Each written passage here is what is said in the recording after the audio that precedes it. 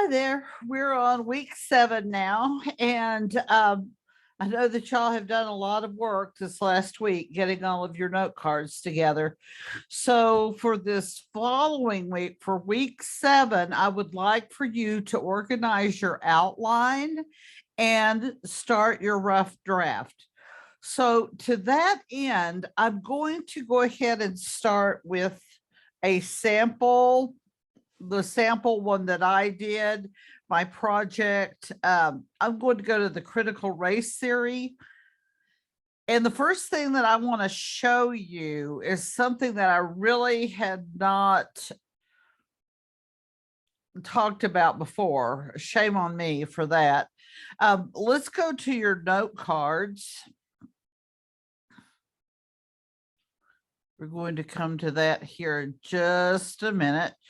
Okay, and then this is your tabletop view. This is your detail view. Okay, so those are the different views that you have. When you, and that's the note cards, go ahead and click on outline.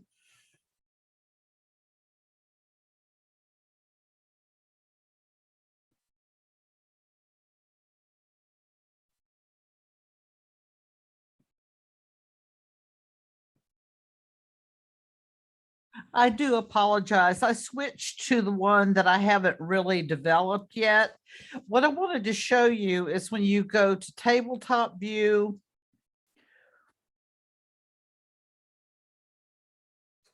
and you go to note card view, it's going to switch you over here to the tabletop. Do you see this where it says research question and thesis statement? Okay, I was remiss in telling you that you do need to fill this out. So the research question is what we talked about on the discussion board. So my research question is, should critical race theory be taught in grades kindergarten through 12? Okay, so I did a bunch of research on it, so I do know that I want it to be. Now, remember, this is an argument, even though it may be an inquiry, it is an argument. So you should have the word should, or the word should not, or the words must or must not, because you're making an argument. So when I went through and I saw everything, I decided that it should be, and I was able to organize my thoughts thusly. Should be taught in schools because it promotes critical thinking,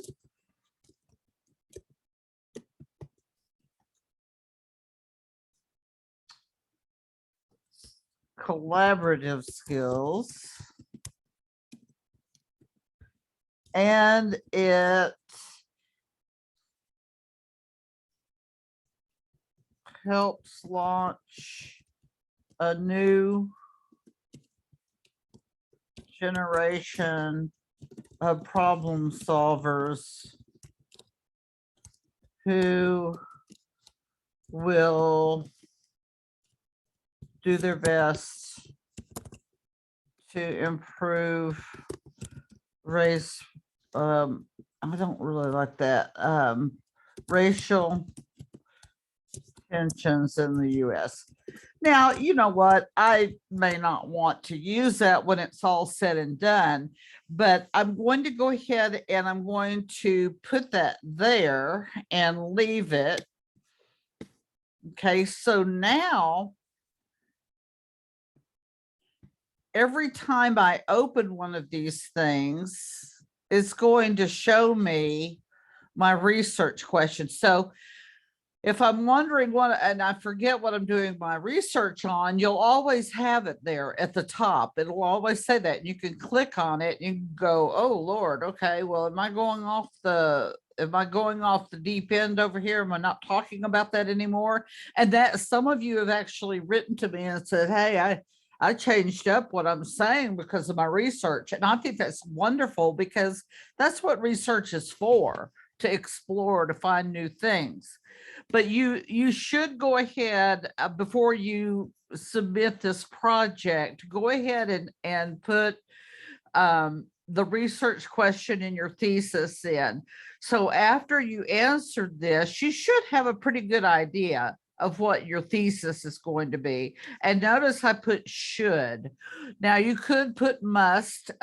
Any other verbs that are synonymous with that would be okay. All right. So on to the outline.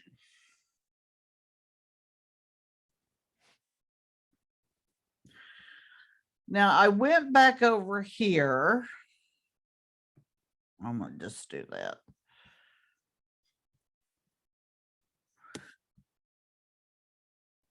Actually, pardon me while I go back to my original one. The only reason I switched is because this one that I'm on now is developed, and see, it already has, in fact, I probably changed some of it. Okay, in fact, I hadn't even written my thesis because I did it at the very beginning, so I wasn't really sure what direction I was going in. Okay, so if I go to note cards and I click on outline, I've gone in and you can change these. I said promotes critical thinking. Okay, this one actually is builds collaborative skills.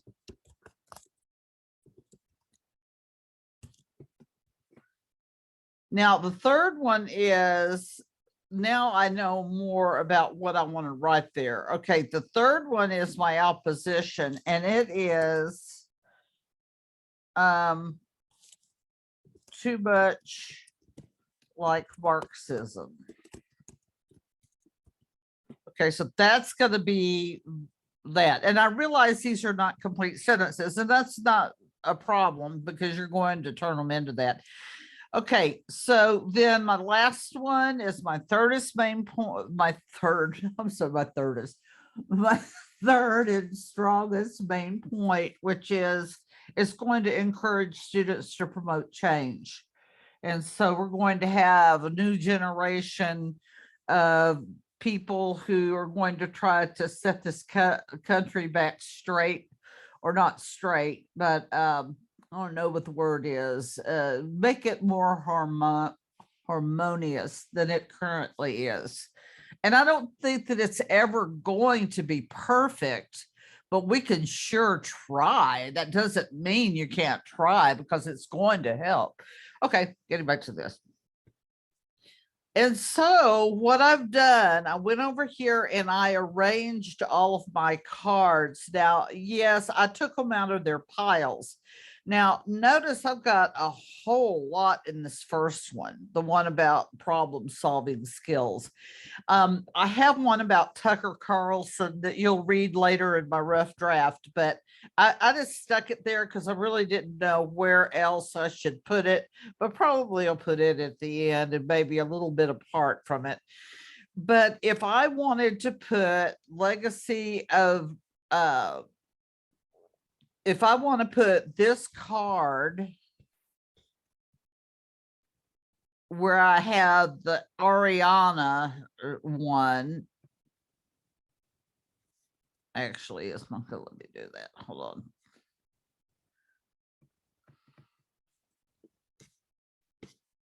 Let me try this. Oh no. Let me go to the outline again. Okay. Maybe I move that one back. I'm sorry.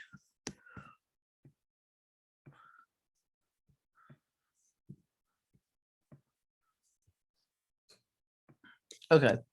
So I think I'm going to take that Tucker Carlson one out, put it back over here. So, and see, it says that it removed it, but I'm going to put the legacy of racism. I'll put that.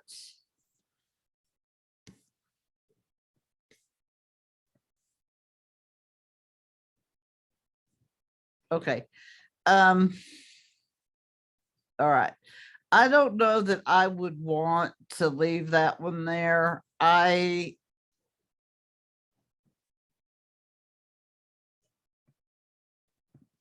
maybe would name it Legacy of Racism Continues or something like that.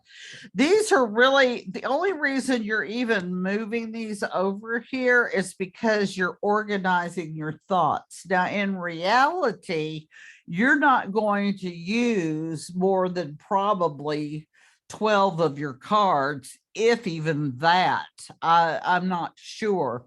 But what you want to do is put all of this in order. Let's see. So I went back and I named the cards a short name and I put the author there. So I'm going to move all of these over. And so once I have the outline done, that's all you have to do to get a grade for the outline. Okay. Now, I suppose you're going to still have cards over here because I didn't use all of mine. In fact, I know I used George and Teitelbaum. Now, Teitelbaum had several. I didn't use this one in the first one. I didn't use any of these. I think I only used these three right here. And perhaps these three here. And then this is the opposition that I used three on. Some of them I may have used two cards that were very brief because I didn't use full quotes. And then the last one, this is my third and strongest point. So that would be my number 4. Now notice this is Roman numeral 1. That's your first main point. Second main point, opposition, and your third main point. Now the opposition, you need to give it, you don't want to make it sound like, oh, well, the professor wants me to say what the other side is. You don't want to do that. As you'll see in mine, I really do ponder that. I mean, there are some real concerns about teaching it, and I totally understand it. So you have to play it that way. Otherwise, your argument comes across as, well, yeah, this person thinks this, and that's the only way they think. There's no way they're going to see two sides to the story. And you don't want people, you want people to think, and you want to think open-mindedly. Now, you may end up thinking the same way you did before somebody made an argument. That's fine, but just open your minds up. Now notice that this accounts for 4 of your paragraphs, but there are 2 that you still haven't written, your introduction and your conclusion. And that's where you're going to have to go back to a Word document. Now, if you're really good at what you did, if I open this, I will see. Let me see, for example.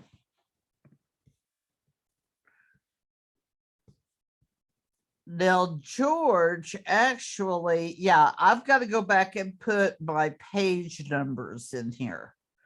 Now, see, I should have done that from the very beginning, but I didn't. Because when it comes time to copy and paste from your card into your actual rough draft, it's very, very important that you have the in-text citation in there. Okay.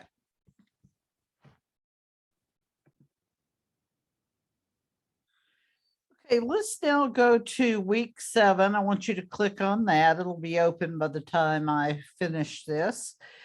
And this is what we're going to do today. Now, I'm only giving you one video, and the video is loaded, like you see all the things that are on it. So, the first thing that you see or you've seen is how to make an outline and transferring an outline to a rough draft.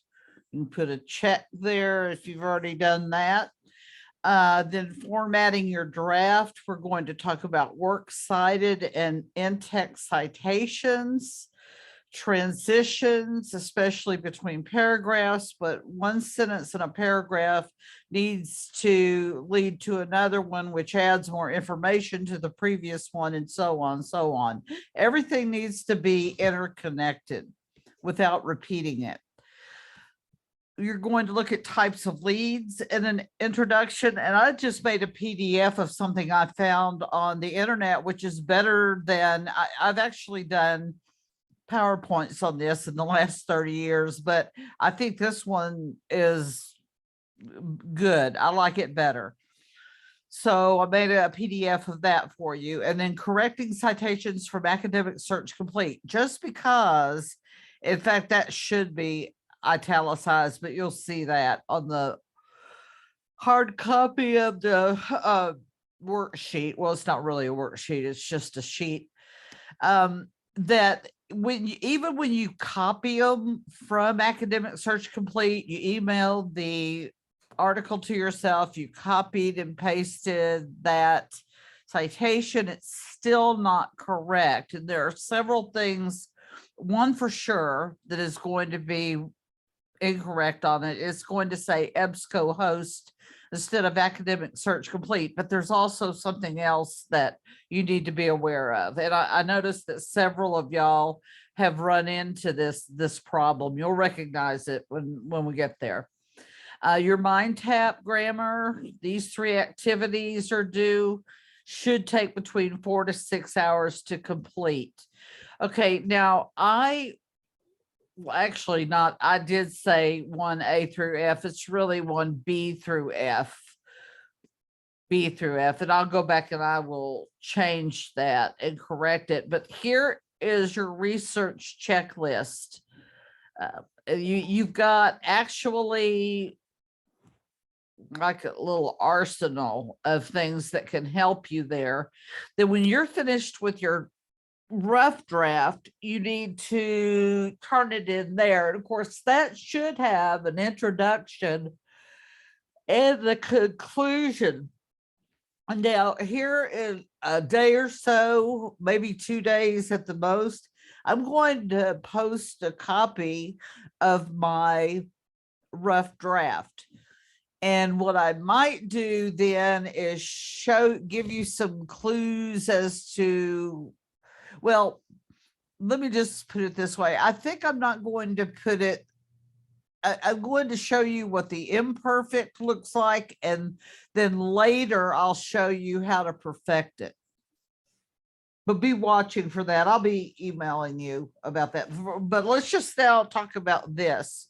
So let's go to the formatting one.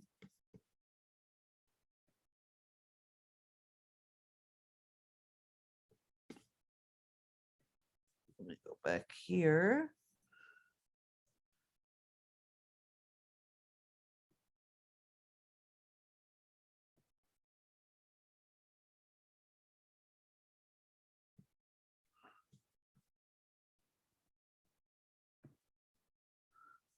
Okay, trying to get this to share. Hold on just 1 moment. Okay, so I unfortunately had to close that window and open it up here. Formatting, very, very important. When y'all been turning things in thus far, I haven't been real picky because it's not supposed to be an MLA format, but from this point on, just know that all of your papers are due in this type of formatting. All right, first thing, header. So you're going to have your name, Professor Holland, and this is the course, and then the day, month, and year. So this is what it would look like. 13, I'd go ahead and put 13 March 2022 because that's when it's due. Then hit the title and begin here. Okay, your name, your last name and page number should be up there. So let me explain to you what that is. When you put this in, you're not going to go to insert header. You're going to go to insert page number. So see if you can see, here's insert. You're going to go to page number. You're going to go to the top right of the page. You're going to say, okay, and notice that it actually did this on here. Then you're going to click on that number and you're going to put your last name and a space. And then you're going to go back. If you go to home, you can go to the font. You need to also change that to Times New Roman 12, as is the rest of your page.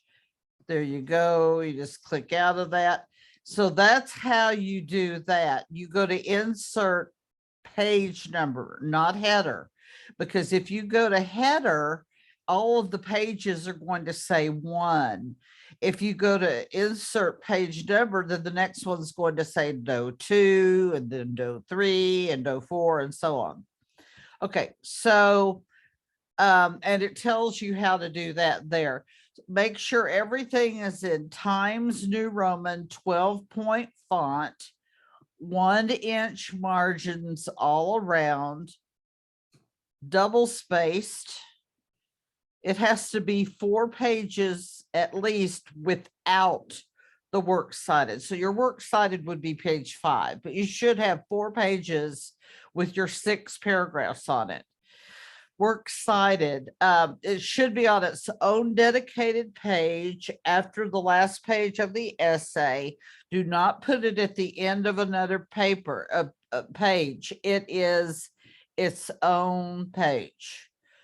4 to 6 sources. Sources alphabetized by author's last name, or if no author, by title of article. Let me also and I meant to bring this up earlier. Some of y'all have at least 10 sources. I doubt very much that you're going to use all of them, but I'm going to show you later, not in this video, but I'm going to show you how you can go back and make sure that you have an in-text citation for everything that's on that works cited page, because I guarantee you I'm going to be looking to make sure that all of those on your works cited page are referenced in in-text citations in your essay. And then I'm also going to make sure that all the in-text references have something on the works cited page. So you have to be very, very careful. I know that you're saying, oh, well, it took me so long to get those references. Well, you know what? There are like 30 that I didn't use, or 20 something. But again, it's how you look at it. I learned a lot. I'm a little bit more intelligent about talking about critical race theory, but I think it's a slippery slope. You can't get up on it because nobody can really tell you what it means without putting their own spin on it, and they don't even understand what it is. It's just what everybody else is saying. So like I said, I think I understand it better. I'm not sorry that I did all that research, but anyway, okay. So that was the first one. Let me stop this and go to the next one. I'll be right back.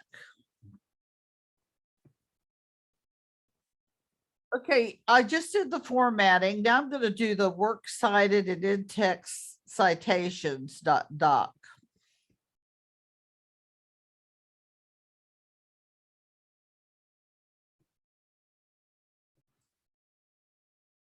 All right, in-text citation requirements. So this is one of the chapters that you read. It's just kind of a review. of what all you need to do. I'm going to let you read that on your own, but these are the in-text citations and how you should treat them. If it is an article with an author's name, article without an author's name, article quoted in another author's article, came into that several times. Remember the attributive tag, the lead-ins. So right here, it says without an attributive tag, quote, according to some professors, critical race theory is a liberal idea promoted by a liberal agenda. Okay, notice that there is no period there. It's a quotation mark, a space, the author's last name, space, and 28 is the page, period. Okay, so when I look at works cited, I'm going to be able to find this quote under Jacobs. Okay. Now I may not want to put Jacobs 28. I might want to have an attributive tag and tell you who he is. So if I said in his article, Greg Jacobs, a professor at Arizona State University, comma, states, quotation mark, ellipsis, because I've taken some of that out. Some professors believe is a liberal idea promoted by a liberal agenda, then I'm going to put 28. Okay, so I actually made a mistake here. Some professors believe it should be, it is a liberal idea promoted by a liberal agenda. And then I put a quotation mark there and then a space and a 28. So what is the difference between this one and this one? Well, I didn't put Jacob's name in here. I didn't attribute it to him, but I did in this one. So there's no need to put his last name.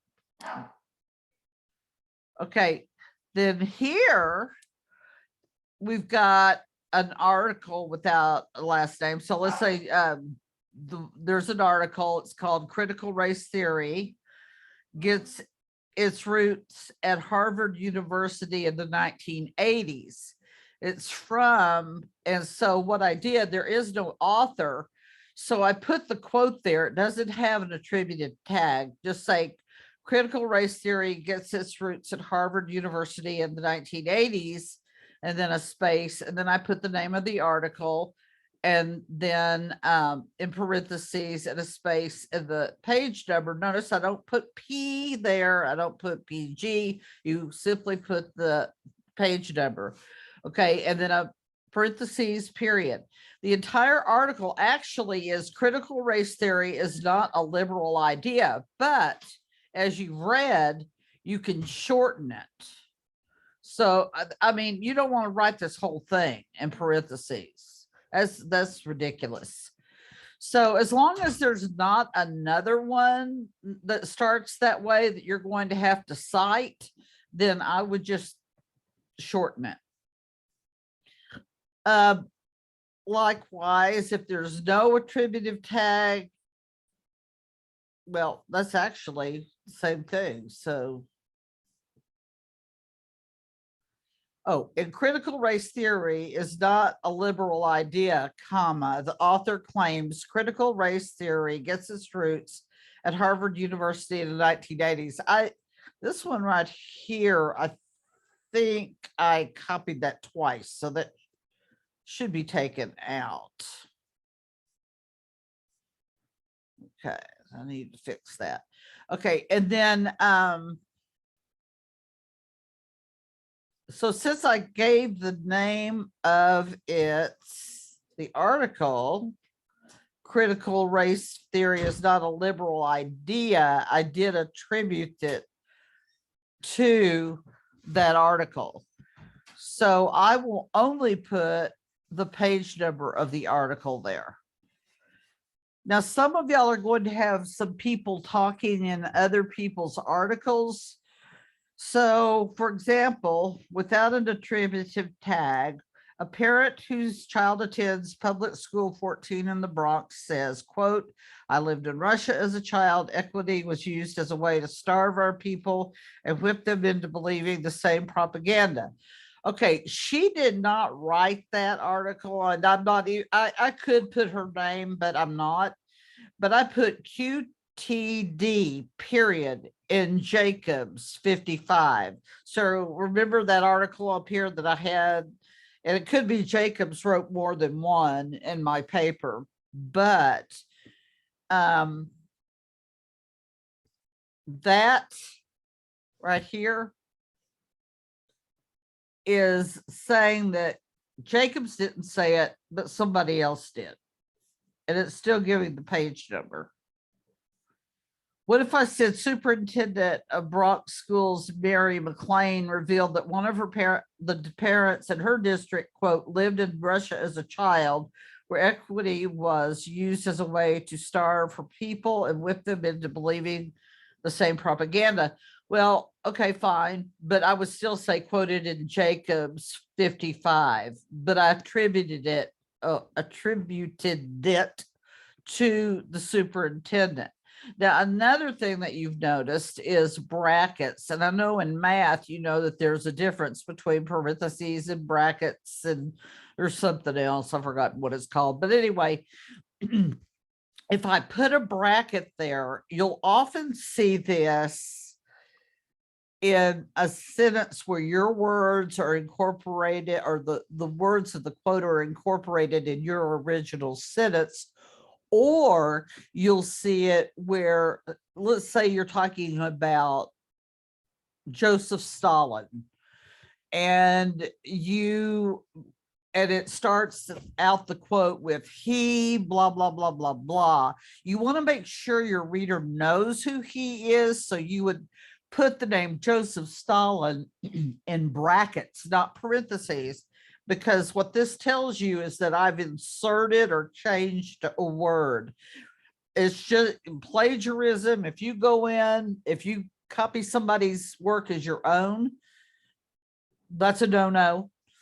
If you change somebody's quote and don't show that you changed it, that's also a no-no. Lots of people tied up in court over things like that.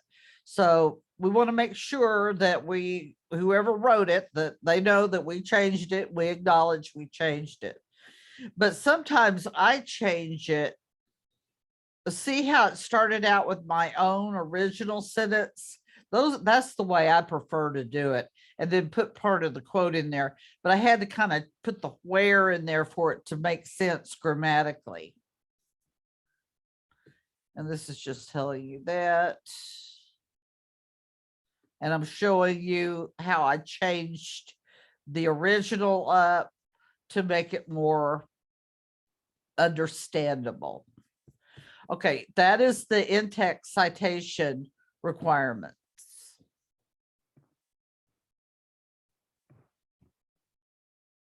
Now, the next one we're going to go to is transitions.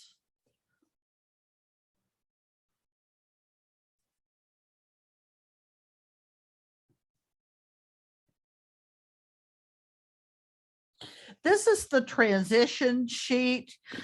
I'm sure that you've learned about these, but your paragraphs need to flow smoothly among each other. And so I like to call transitions the thread that sew the patches of the quilt together and make it one big blanket.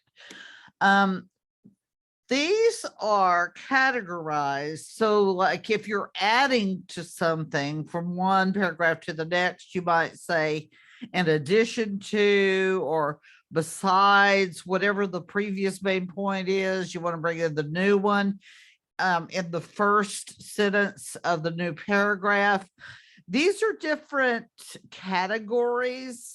Now, some of them are pretty good. I took out ones that I really didn't like, but I again will go into detail with this with you more when I do my rough draft, but it's worth you looking over, because if you're starting, for example, my paragraph that starts with before people judge the merits or the deficiencies of CRT, they should see what all it does. And so the first thing it talks about is it promotes critical thinking. So I give a whole paragraph on that. And then the second one is, I believe that's the one that talks about creating collaboration and skills like that, like empathy, being able to empathize with people. So what I might say at the beginning of that paragraph is, in addition to, I don't want to use the same words, so I wouldn't say promoting critical thinking. I'd say in addition to teaching, allowing children to think critically, CRT, let's see, CRT enables them to gain empathy through collaborating with classmates.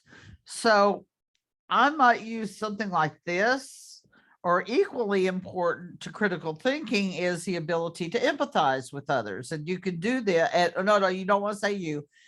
And this is done through collaboration in the classroom. So just, you need to make sure that you have all of those.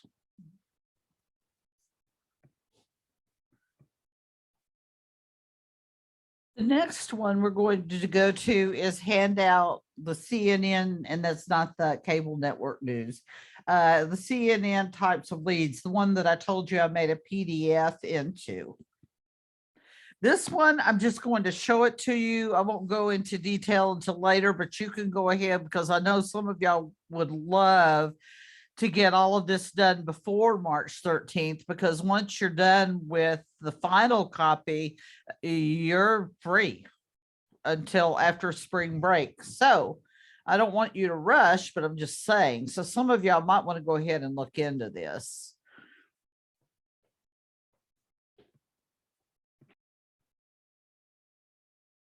So here are the types of leads. You'll see in mine, I actually use several of these in one. So you can begin with one or more questions that grab the reader's attention. You can begin with a startling statistic, could be number or evidence, or unusual fact. Begin with a quote from an expert in the field or experienced person, or begin with a short story, an anecdote. And I say short, make it about 2 or 3 sentences at the longest, because remember, at the end, by the time you introduce, you have your lead, you introduce the topic, and you narrow down to your thesis and your 3 main points, then you're probably going to have about 5 or 6 sentences. That's all I wanted to show you here, but please go and look at it on your own. Okay, the last one that you really need to take care of right now is correcting citations from Academic Search Complete. And I will go into detail on that when I open that worksheet.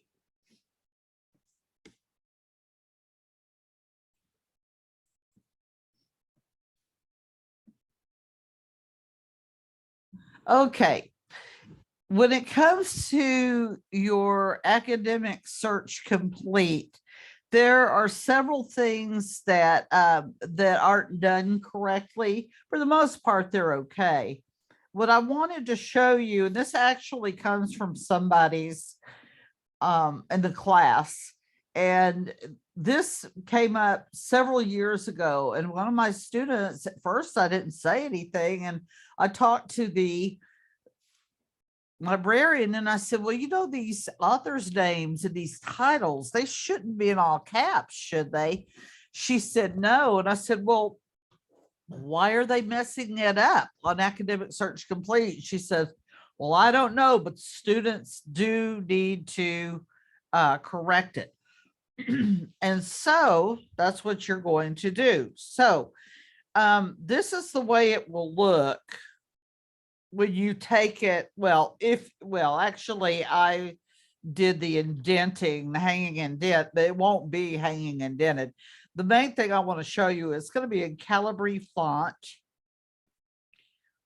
You cannot have her name in all capital letters. Okay. That's problem one.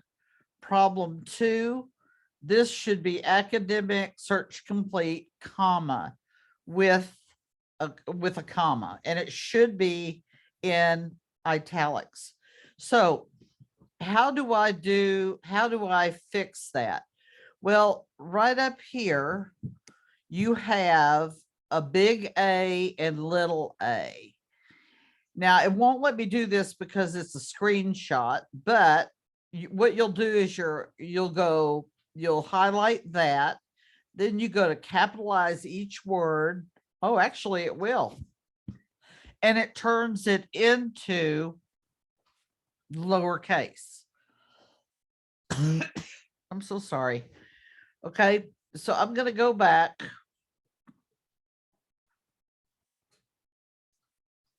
Well, I'll just leave it like that for right now. So this is what it's going to look like now. Now, this is what Professor Corbin, the librarian, told people to do. She said, just copy academic search complete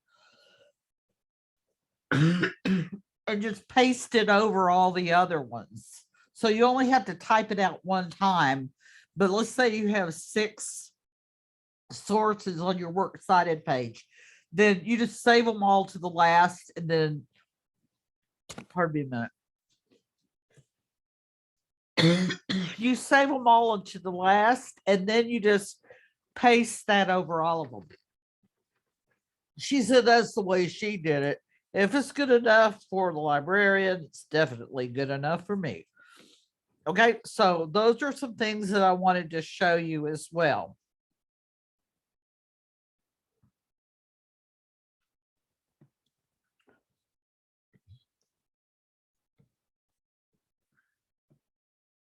Okay, so let's go back here. Okay, so that is all of these.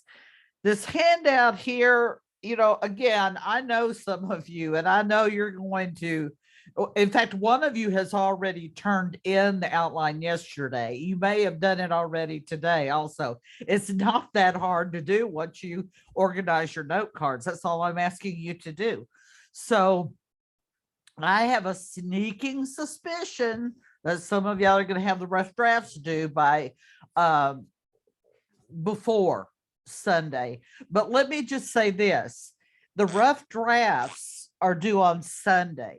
You don't have to turn it in, but you'll get 5 bonus points if you do. It'll be added to your 200 points.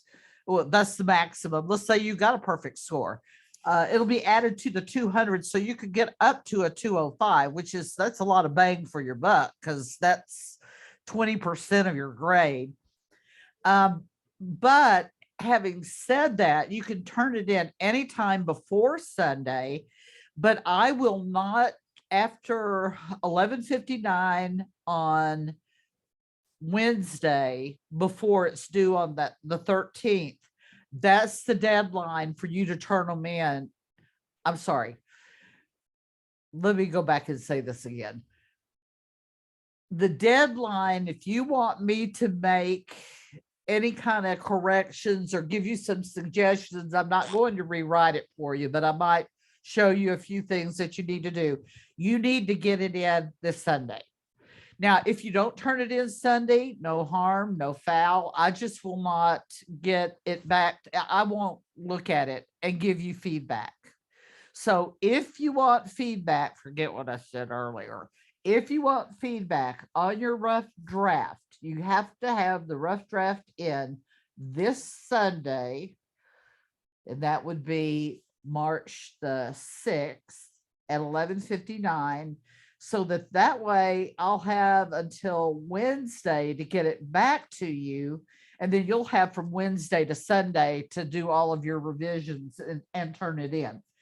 Again, you don't have to turn in the rough draft on Sunday, but I'm not accepting it after 11:59. It won't be a 0 if you don't turn it in. It just won't be a bonus on your final or your final copy.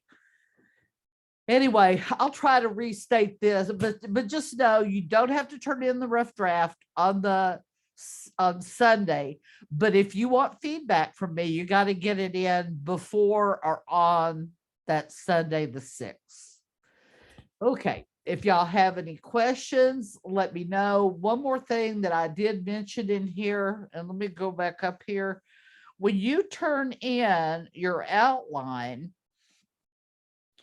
be sure to just turn in your project again. And I want to thank Hannah Grace for putting her name on there. I did not think about it. And I'm glad y'all are putting your IDs on there. That's great. Can you also add your name when you turn it in? That would be helpful. But if I mean, it's no big deal. It just makes it a little easier for me, so I don't have to look up who you are. Okay, so your outline is just an addition to your note cards. If you've already turned in the note cards and all that tonight with your outline, just check your grade. And I had to actually, it looks like you turned it in Blackboard, but you didn't. Just check your grade. So that is, the outline is part of your project. Whenever I say project, you're going to turn that in on Noodle Tools. Now, the rough draft is due right here. And you can only submit one rough draft. I can't keep looking at it for you, or else I'm going to be doing the writing. And I don't like to read my own writing. That's a lie. I do. I like it. Okay, and then here's what you're doing on MindTap. So of all of these, you've watched this video. The outline is a must. You got to get that turned in. I'd get that turned in before Sunday and then move on to your rough draft. I'll be giving you more information on the going from rough draft, but I think you probably can figure it out because the Roman numerals are your paragraphs. Roman numeral 1's paragraph 2. So put that information in there. But then you've got to make sure it all is smooth and that most of it is in your own words. Okay. And I'll explain more about that later because you have to put it through Safe Assign. And if it's more than 30%, if 80 something percent is someone else's words, then you're not going to get a good grade. The citations are just to back up what you are saying. Okay. All right. Have a great week and be sure to let me know if you have any questions. Bye.